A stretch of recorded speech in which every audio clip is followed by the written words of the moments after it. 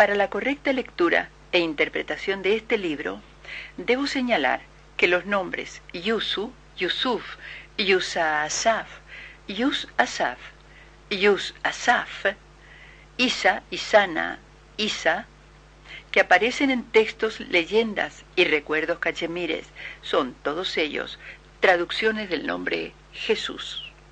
Por lo tanto, cuando hablo de Jesús en las páginas que siguen, me puedo estar refiriendo a cualquiera de las traducciones de su nombre en las lenguas cachemir, árabe o urdú.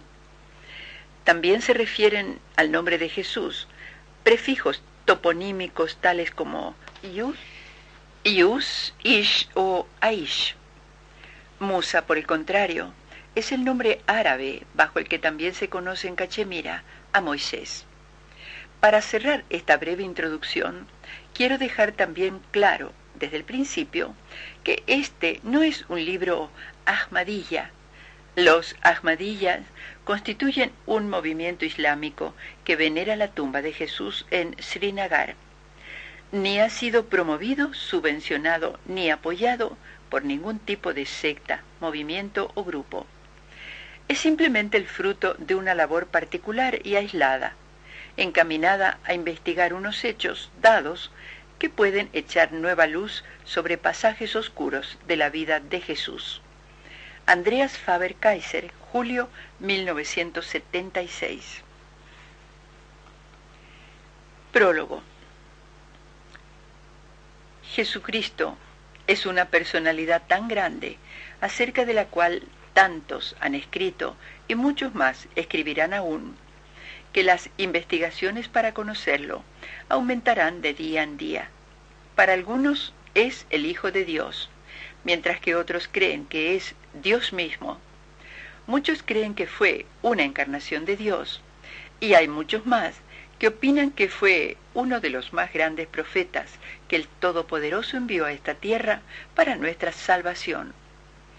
Hay muchos pecadores en este mundo que creen que vino para salvarnos de los castigos. Y hay mucha gente de bien que opina que Jesucristo vino para mostrarnos el camino recto. El resultado fue que Jesucristo está en boca de todos, ya sean cristianos o pertenecientes a otra hermandad. La vida de Jesucristo, según la pintan los evangelios, revela que hace cerca de 2000 años María dio a luz un niño, siendo ella virgen. Quedó embarazada por el Espíritu Santo, que era Dios mismo, y Cristo se convirtió en un ser humano y vivió en la tierra entre nosotros. Fue el único Hijo de Dios, el Mesías y Salvador. José emigró hacia Egipto con María y el recién nacido, permaneciendo allí hasta la muerte de Herodes. A la muerte de éste, regresaron a Israel y vivieron en Nazaret. Fue bautizado por Juan, quien declaró que nadie había visto a Dios, pero que éste era su único hijo, que reina junto a su Padre. Debido a los milagros que obró, mucha gente se convenció de que era realmente el Mesías. Jesús viajó por toda Galilea diciendo: Bienaventurados los que tienen hambre y sed de justicia, porque ellos serán hartos. Bienaventurados los misericordiosos, porque ellos alcanzarán la misericordia. Bienaventurados los limpios de corazón, porque ellos verán a Dios. Bienaventurados los pacíficos, porque ellos serán llamados hijos de Dios. Bienaventurados los que padecen persecución, porque suyo es el reino de los cielos. Jesús fue de pueblo en pueblo, puesto que era preciso que permaneciera fuera de Judea, donde los dirigentes judíos estaban tramando su muerte. Jesús fue al templo y predicó abiertamente, afirmando que sus enseñanzas no eran las suyas propias, sino las de Dios que lo había enviado. Los fariseos y los altos sacerdotes enviaron soldados para arrestarlo. Lo arrestaron cerca de la arboleda de olivos, le ciñeron una corona de espinos en la cabeza y lo golpearon con sus puños. Lo sacaron de la ciudad y lo crucificaron. Su cuerpo fue envuelto en un lienzo saturado de 100 libras de ungüento y depositado en una tumba.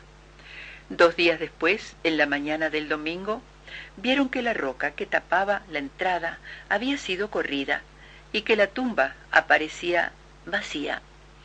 8 días más tarde, sus discípulos volvían a estar reunidos y Jesucristo estableció contacto con ellos. Les dijo que el mensaje de salvación debía ser llevado desde Jerusalén a todas las naciones. Dijo: habrá perdón de sus pecados para todos aquellos que vengan a mí. Luego los guió a todos por el camino hacia Betania y alzando sus brazos al cielo los bendijo. De lo dicho se desprende que la maravillosa historia de la vida y enseñanzas de Jesucristo está envuelta en muchos misterios. De aquí que numerosos estudiosos del mundo entero estén intentando develar esos misterios. Son objeto de controversia la fecha, el lugar y la forma de su nacimiento. Está por concretar si nació en diciembre o en el mes de junio. Debemos hallar el lugar de su nacimiento. ¿Fue Belén o Nazaret, siendo esta última una población en Tamil Nadu, en la India?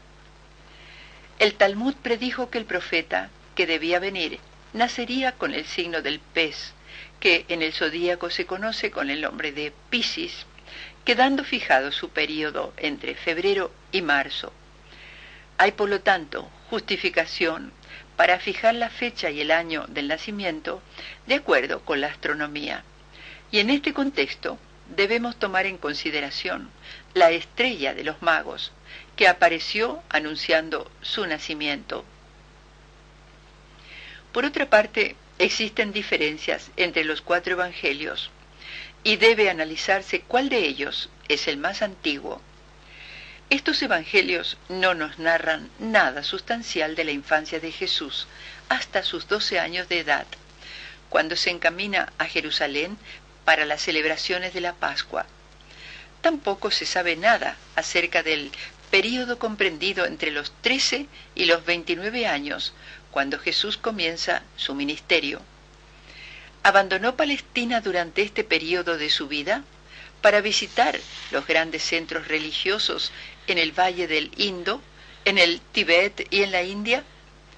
¿Aprendió el budismo o fue él mismo un bodhisattva? ¿Aprendió yoga en Benares, en la India, o estudió los sutras en la lamasería Emis, en Ladakh? Pero la mayor controversia gira en torno a su muerte. ¿Murió en la cruz o sobrevivió y marchó a Cachemira, en donde su tumba se convirtió en lugar sagrado para los devotos? Todos estos misterios deben ser resueltos. ¿Tuvo Jesús un hermano y fue este Santiago? Porque es oscuro el texto de Juan 19, 25-28. Por ende, hay 3 Marías presentes en el momento de la crucifixión. ¿Huyó una de estas Marías a la India con José? En el misterio están envueltas también las últimas palabras de Jesucristo: Eli, Eli, lama sabachthani. ¿Por qué el primer traductor griego de los evangelios dejó sin traducir estas palabras? La palabra la tiene significado negativo en árabe, y si damos validez a este punto, la traducción sería: Dios, Dios, no me has abandonado. Debemos considerar además que los faraones egipcios tuvieron un lenguaje diferente, de conocimiento secreto, y que no podía ser entendido por los demás. La traducción de la frase, de acuerdo con el lenguaje secreto de los faraones, sería: Eli, Eli, tú me liberas. La palabra Eli es una palabra sagrada, que fue pronunciada también por el dios hindú Krishna durante la guerra del Mahabharata. Buda también pronunció esta palabra cuando se enfrentó a sus enemigos. No es preciso que enumere todos los eventos polémicos que requieren un análisis atento por parte de eruditos eminentes del mundo entero. Juan observó acertadamente que, dijo, muchas otras cosas hizo Jesús que si se escribiesen una por una, creo que este mundo no podría contener los libros. Se trata de una profecía de Juan y los eruditos no deben vacilar en revelar los acontecimientos ocultos de la vida de Jesucristo. Yo les pregunto, ¿por qué temen encaminar sus investigaciones hacia estos misterios? Por casualidad, tuve que permanecer en Le, la vieja capital de Ladakh, durante el invierno de 1965. Allí localicé los voluminosos diarios escritos por dos misioneros alemanes. De estos diarios, escritos en 1980, se deduce que un viajero ruso llamado Nikolai Notovich tradujo los manuscritos tibetanos que narraban la Odisea de Jesucristo en la India y en Ladakh, conservados en la lamacería de Emis. Esto me indujo a buscar un antiguo manuscrito, Mahavavishya Purana, escrito en el año 180 después de Cristo, que daba los siguientes detalles del encuentro de Jesucristo con el Rajá de Cachemira. Dice, el santo era de complexión blanca y llevaba vestidos blancos. El Rajá o Rayá le preguntó quién era, a lo que repuso, soy conocido como el Hijo de Dios y nacido de una virgen, soy seguidor y predicador de la verdad. Por mí tuvieron que padecer los pecadores, y también yo sufrí a manos de ellos. Enseño a la humanidad a servir a Dios, que está en el centro del sol y de los elementos, y Dios y el sol existirán siempre.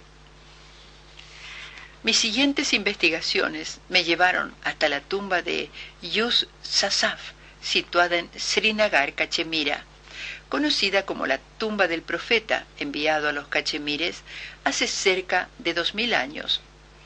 El decreto real librado a favor de los celadores de la tumba habla del profeta Yus Sasaf. En el interior de la tumba hallé una cruz de madera cuyas fotografías aparecieron en el semanario alemán Horsu en diciembre de 1975 y enero de 1976, en la serie de artículos publicados por el mundialmente famoso autor Erich von Däniken. En sucesivas investigaciones hallé un bloque de piedra con las huellas de las plantas de los pies de Jesucristo, siendo lo más peculiar de estas huellas el que una muestre un agujero y la otra un vestigio de herida causada a Jesús en la cruz. Descubrí igualmente las cruces grabadas en enormes rocas por los primeros cristianos refugiados en Ladakh. También ha trascendido que la famosa tumba sagrada en Srinagar tiene una celda subterránea que alberga abundantes reliquias. Propuse, por lo tanto, abrir la tumba y acabar así para siempre con esta polémica. Pero mi idea dio paso a una ola de oposición, no solo dentro del país, sino también en el extranjero. Esto originó una discusión del tema en el Weekend de Londres, en julio de 1973, en el que 2 obispos apoyaron mi teoría, mientras que otros 2 se opusieron a ella.